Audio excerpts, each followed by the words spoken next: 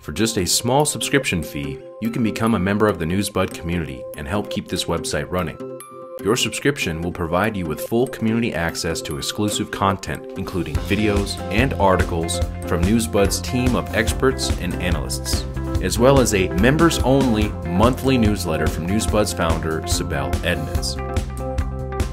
Sign up today for full access at newsbud.com.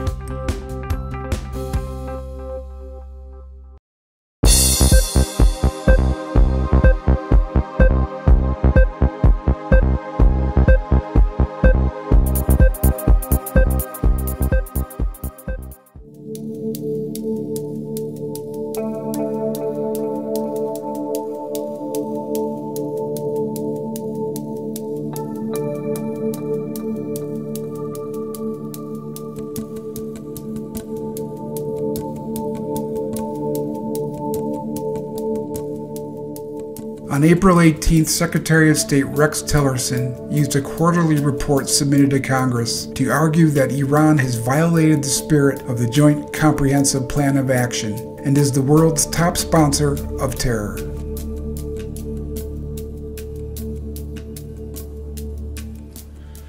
Iran is the world's leading state sponsor of terrorism and is responsible for intensifying multiple conflicts and undermining U.S. interest in countries such as Syria, Yemen, Iraq, and Lebanon, and continuing to support attacks against Israel. An unchecked Iran has the potential to travel the same path as North Korea and take the world along with it. The United States is keen to avoid a second piece of evidence that strategic patience is a failed approach. A comprehensive Iran policy requires that we address all of the threats posed by Iran, and it is clear there are many. Iran continues to support the brutal Assad regime in Syria, prolonging a conflict that has killed approximately 500,000 Syrians and displaced millions more. Iran supports the Assad regime even as it commits atrocities against its own people, including with chemical weapons. Iran provides arms, financing, and training, and funnels foreign fighters into Syria. It has also sent members of the Iran Revolutionary Guards to take part in direct combat operations. Tillerson failed to mention that both Russia and Iran were invited in September of 2015 to assist the government of Bashar al-Assad in Syria in its fight against U.S., Saudi, and Turkish-supported jihadist groups. Iranian Revolutionary Guards were deployed on the ground while Russia conducted airstrikes. The United States, however, received no such invitation. It exploited the so-called Arab Spring and sent the CIA into Dara to foment unrest. Unlike the United States, Russia and Iran say they want stability in the Middle East. President Assad said as much in March 2015 during an interview with Charlie Rose. Syria and Iran and Russia see eye to eye regarding this conflict. And what is your obligation to both of them? What do you mean obligation? What do you owe them? Yeah, I know, but they didn't ask for anything, nothing at all. That's why what I said. They don't do that for Syria. They do it for the region and for the world, because stability is very important for them. Because if you have conflicts here, it will burn somebody else there. If you want to talk about terrorism, terrorism has no boundaries. It sees no borders, no political borders. It's much more difficult to take any procedure to face it than do toward the internet, which is difficult to control. When you have ideology, it crosses everywhere. It could reach Russia, it could reach Turkey, anywhere else. So they have the same interest. Russia and Iran and many other countries who support Syria, not because they support the president, not because they support the government, because they want to help themselves and have stability in the region. The CIA has intervened in Syria since the 1940s, where it sponsored coups and assassination attempts. In Yemen, Iran continues to support the Houthis' attempted overthrow of the government by providing military equipment, funding, and training, thus threatening Saudi Arabia's southern border. Interdictions by Emirati forces in Yemen and coalition forces in the Arabian Sea have revealed a complex Iranian network to arm and equip the Houthis. According to a 2015 report to the United Nations Council Iran Sanctions Committee, Iran started providing small amounts of weapons to the Houthis in 2009, 5 years after the first round of fighting between the Houthis and government forces. Even the Washington Post admitted Iran's Islamic Revolutionary Guard and Hezbollah play a marginal role at best in Yemen, providing training and equipment to the Houthis, who are Shia Muslims. There is zero evidence Iran controls the Houthis or influences their decision-making. Iran has rejected allegations by a senior U.S. official that Tehran is sending arms to Yemen's Ansarullah movement. Foreign Ministry spokesman Bahram Qasemi says that, quote, such false claims are made while warmongering nations and arms manufacturers are selling lethal weapons to Saudi Arabia. He also said that Saudi warplanes are targeting Yemeni civilians with U.S. missiles every day. Qasemi's comments come after Vice Admiral Kevin Donegan, head of the U.S. Naval Forces Central Command, claimed that Washington and its allies intercepted 5 weapons shipments from Iran that were being sent to Yemen.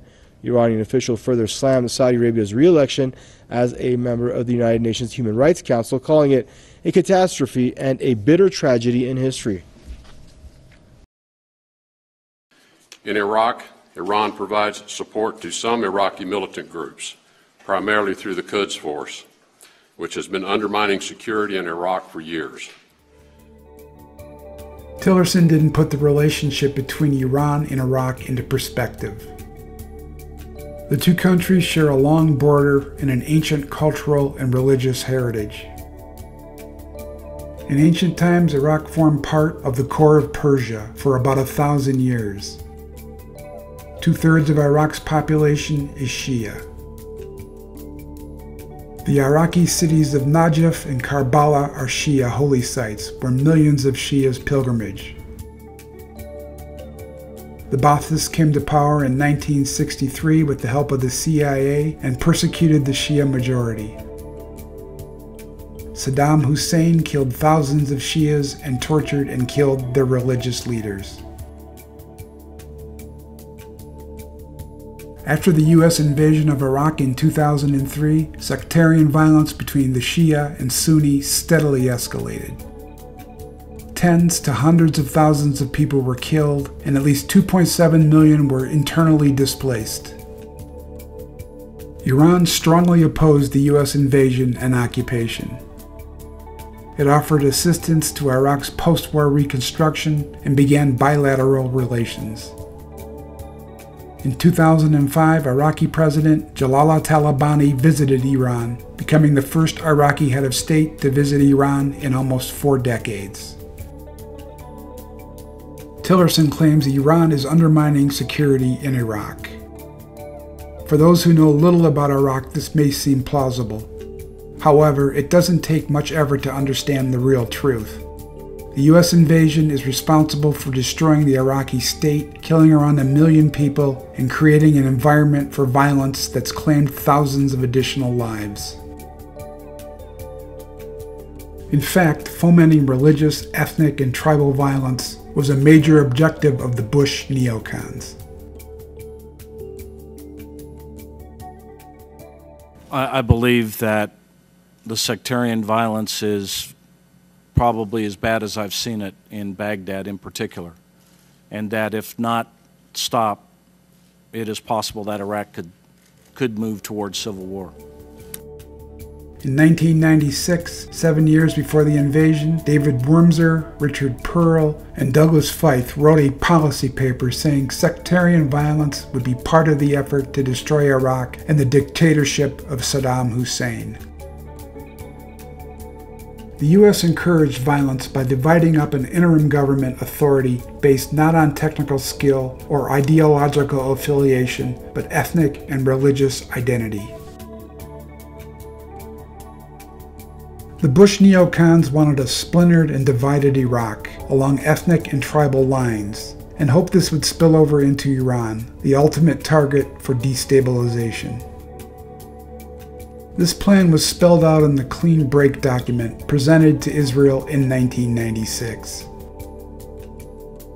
The paper set out a plan for Israel to, quote-unquote, shape its strategic environment, beginning with the removal of Saddam Hussein. This plan was put into graphic form by Lieutenant Colonel Ralph Peters. His map of a Middle East divided along ethnic, religious, and tribal lines was published in the Armed Forces Journal in June of 2006.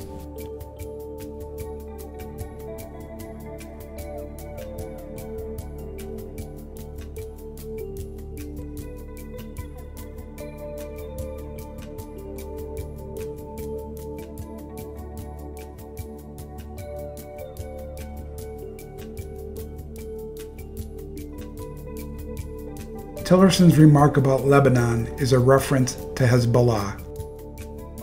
This group wouldn't exist if Israel had not invaded southern Lebanon in 1982 and terrorized the population. Israel invaded southern Lebanon for a number of reasons, primarily to exploit the country's water resources, most notably the Litani River.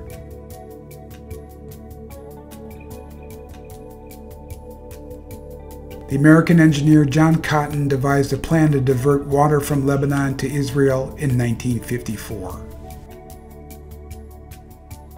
Israel invaded and occupied southern Lebanon up to the Litani in 1978. More than 2,000 Lebanese and Palestinians were killed and more than 300,000 people were displaced. Thousands of Lebanese and Palestinian prisoners were incarcerated in concentration camps in which prisoners were mistreated, tortured, and murdered. Israel shelled and rocketed Beirut, and its warplanes dropped cluster bombs on Palestinian refugee camps. The United States added to the carnage and death toll by shelling Druze villages in Lebanon in 1982. Following the invasion, Hezbollah defeated Israel and ran it out of the country. The organization is now one of the major political parties in Lebanon. It holds 14 of 128 seats in the Lebanese parliament. Israel has waged a covert war against Hezbollah for decades, assassinating its leaders and trying to undermine its political influence in Lebanon. Israel depends on the U.S. to back up its effort to destroy Hezbollah, especially after it lost the 2006 war. The IDF admits Hezbollah's military is proficient and it will be difficult to defeat. The IDF chief of the General Staff admitted that Hezbollah's participation in Syrian fighting has enhanced its effectiveness as a military force.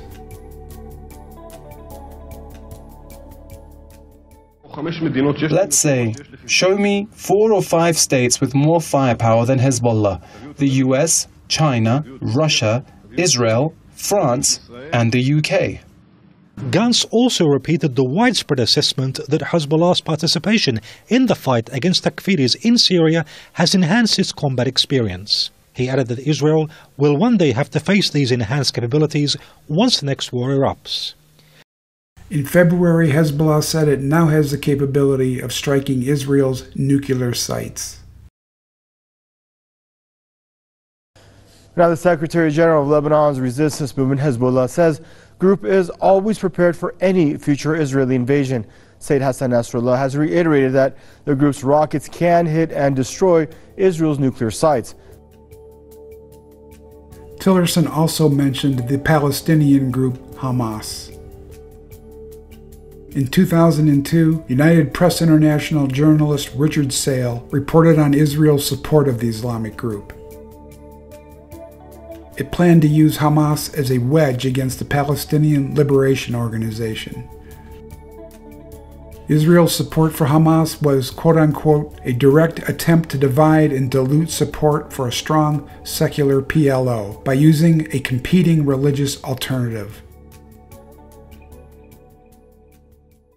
If you look at the history, you'll find out that Hamas was encouraged and really started by Israel because they wanted Hamas to counteract Yasser Arafat. You say, well, yeah, that was better then and it served its purpose, but we didn't want Hamas to do this. So then we as Americans say, well, we have such a good system, we're going to impose this on the world. We're going to invade Iraq and teach people how to be Democrats. We want free elections. So we encourage the Palestinians to have a free election. They do, and they elect Hamas. So we first, indirectly and directly through Israel, help establish Hamas. Then we have election. Then Hamas becomes dominant, so we have to kill them. Hamas evolved from cells of the Muslim Brotherhood, a documented CIA and British intelligence asset.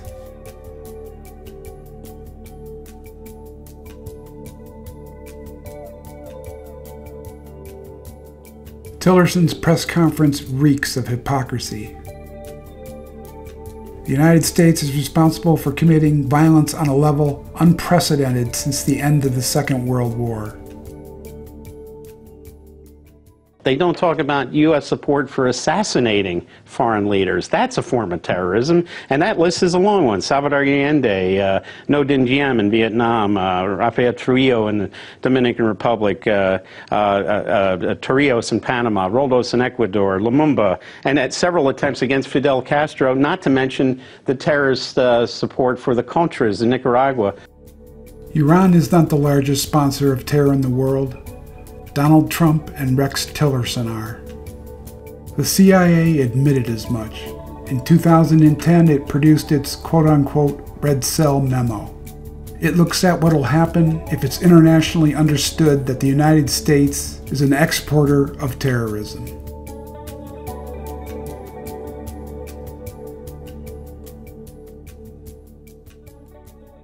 Is the CIA an army of individuals who have a license to kill? It's like Murder Incorporated, right? Oh, are you kidding?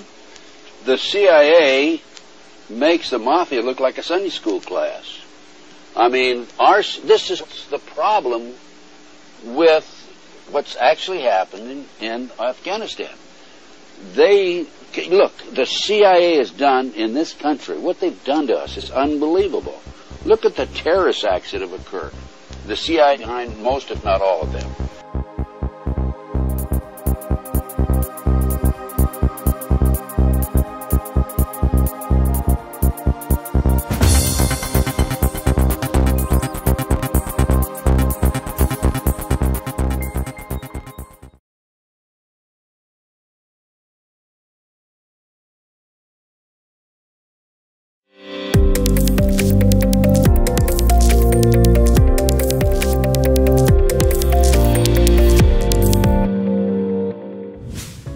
Hi, I'm Sibel Edmonds, founder and editor of Newsbud, a 100% people-funded media.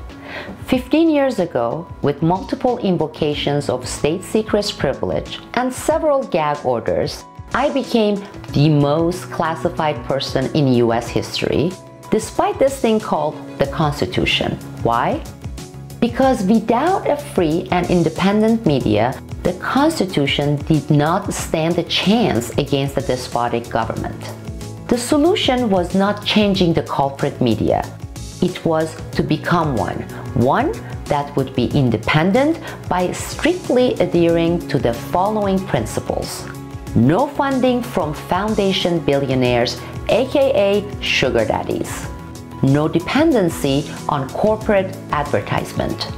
No affiliation with the divide and conquer partisan groups.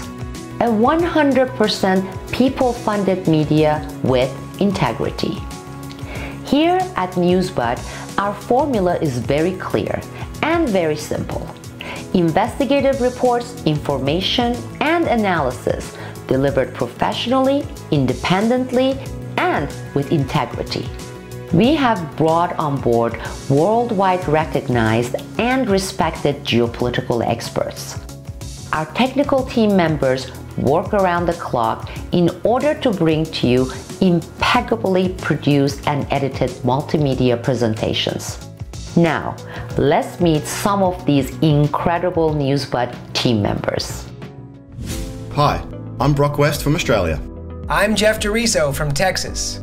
Hi, I'm Spiro, and together we are the Newsbud production team. Every day, we are working hard behind the scenes to create the videos you see and enjoy at newsbud.com. With our combined years of experience, we aim to create the highest quality media that our supporters demand. But we're only one half of the Newsbud production team. Together with our expert hosts, we are producing daily content on all the important issues that matter to you. Hello friends, I'm Professor Filip Kovacevic. I'm the host of the weekly Russian Newspapers Monitor. In the show, I discuss the front page news stories from the major Russian newspapers and tell you what the Russian political elites are reading and writing. I'm Kurt Nimmo, the producer of the Geopolitical Report, which you can find on Mondays on the Newsbud website. The Geopolitical Report analyzes foreign policy and other current events that the mainstream media refuses to cover. Hi, I'm Constitutional Attorney John W. Whitehead, President of the Rutherford Institute. Be sure to watch my new show, Battlefield America, every Tuesday morning at Newsbud.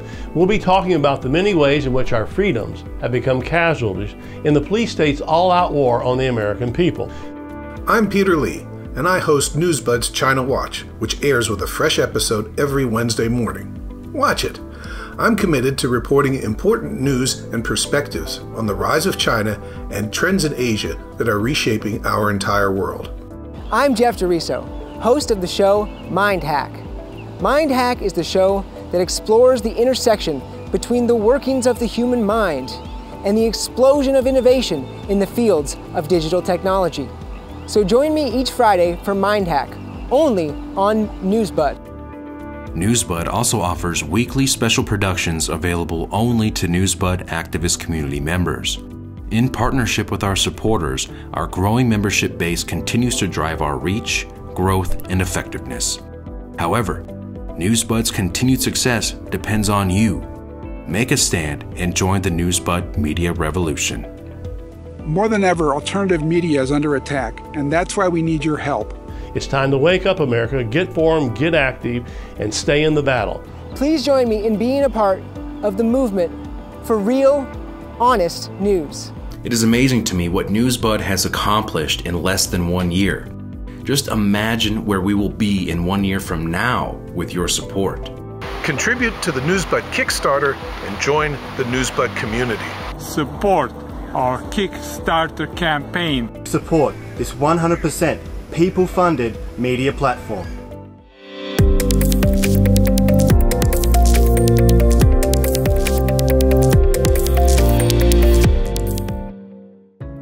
There is corporate mainstream media. There are pseudo-alternative propaganda and agenda-driven news outlets. There are many junk sites delivering junk news. And then there is Newsbud, an independent and professional information source, a nonpartisan medium where people come together rather than being divided. You, our generous supporters and community members, are the reason we exist. You are the power that has kept us operating and expanding towards this amazing success. And you are the sole determinant of the continuation and steady expansion of Newsbud operations. Please join us. Join the Newsbud movement by kindly and generously pledging towards this 100% people-funded media with integrity. Yes, we have accomplished a lot, but this is only the beginning, and that is my promise to you.